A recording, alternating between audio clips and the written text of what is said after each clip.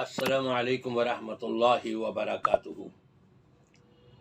الحمدللہ والصلاة والسلام علی رسول اللہ وبعد۔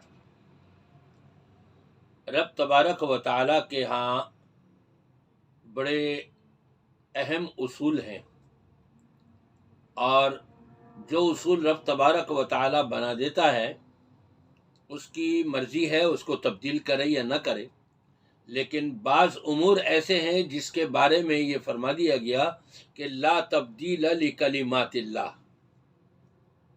اللہ کے ہاں تبدیلی نہیں ہوگی۔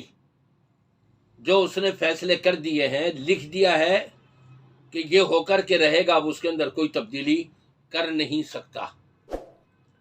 شعائر اسلام اس میں سے ایک یہ بھی ہے کہ عورتوں کو با پردہ رہنے کا شریعت نے حکم دیا ہے۔ یا ایھا النبی قل لازواجک وبناتک ونساء المؤمنین یدنین علیہن من جلابیبہن، اے پیارے نبی صلی اللہ علیہ وسلم، آپ اپنی ازواج مطہرات کو، اپنی بیٹیوں کو، ایمان والی عورتوں کو کہہ دیجئے کہ وہ اپنے اوپر سے اوڑھنی ڈال لیا کریں، اپنے آپ کو پردے میں رکھیں۔ لیکن آج کے دور میں اس پردے کا مذاق اڑایا جا رہا ہے۔ رب تبارک و تعالیٰ کے ہاں ایک اصول یہ ہے وَيَمُدُّهُمْ فِي طُغْيَانِهِمْ يَعْمَهُونَ، جو سرکشی کے اوپر تل آتے ہیں رب العالمین ان کو اور ڈھیل دیتا ہے، ٹھیک ہے اور سرکشی کر لیں، ان کا عذاب بھی اور بڑھتا رہے گا۔ اور ایک اصول یہ بھی ہے سَنُعَذِّبُهُمْ مَرَّتَيْنِ، ہم ان کو سال میں 2 مرتبہ عذاب دیں گے۔ اور یہ اصول بھی ہے رب تبارک و تعالیٰ کے ہاں کہ جب وہ چاہتا ہے فوری طور پر پکڑ کرنا، گرفت کرنا، تو وہ گرفت بھی کر لیتا ہے، پھر کوئی اپنے آپ کو بچا نہیں سکتا۔ شاعر اسلام کے اندر جو یہ بتایا گیا ہے کہ خواتین اپنے آپ کو پردے میں رکھیں، خواتین نکلیں اور برقع لیا، اب پل کے اوپر چڑھ گئیں، وہاں جا کر کے پٹرول چھڑکا اس کے اوپر اور اس کو آگ لگا دی۔ جب اسے آگ لگائی گئی تو رب تبارک و تعالیٰ نے فوری طور پر سزا دے دی کہ وہ آگ کی لپیٹیں اسی عورت کے اوپر آ گئیں، انہی لوگوں کے اوپر آ گئی کہ جو یہ بتانا چاہ رہے تھے کہ ہمیں برقعے کی ضرورت نہیں ہے، برقعے کو تو ہم آگ لگا رہے ہیں۔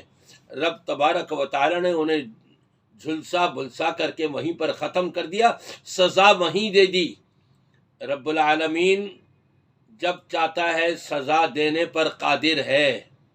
میری ماں اور بہنوں اور میرے بھائیوں، کبھی بھی اسلام کی کسی بات کا مذاق نہ اڑانا، ورنہ رب تبارک و تعالی اس مذاق کے اوپر پکڑ اور گرفت کرنے پہ قادر ہے۔ انہ علی کل شیء قدیر، پھر بچ کے نہیں جا سکتے۔ آپ دیکھ لیجئے اپنی آنکھوں سے کہ انہوں نے کس طرح سے شعائر اسلام کا مذاق اڑایا اور رب تبارک و تعالی نے انہیں کیسے سزا دی۔ جی ہاں، یہ ہے وہ سزا۔ اور صرف اسی پر نہیں، جو بھی اسلام کے قوانین ہیں یقیناً وہ بڑے صحیح اور درست ہیں، اس کا مذاق اڑانا، اس کے ساتھ کھیل تماشا کرنا، اس کا انکار کرنا، گویا کہ رب تبارک و تعالیٰ کے غیظ و غضب کو دعوت دینے کے مترادف ہے۔ اور رب العالمین جب چاہتا ہے اسی وقت پکڑ و گرفت کر لیتا ہے، پھر اب کوئی اس کو چھڑا نہیں سکتا۔ توبہ کیجئے، استغفار کیجئے، اللہ سے معافی مانگے کہ اسلام کی کسی بات کا کبھی مذاق نہیں اڑائیں گے اور کبھی اس کے خلاف باتیں نہیں کریں گے۔ اللہ سب کو ہدایت عطا فرمائے۔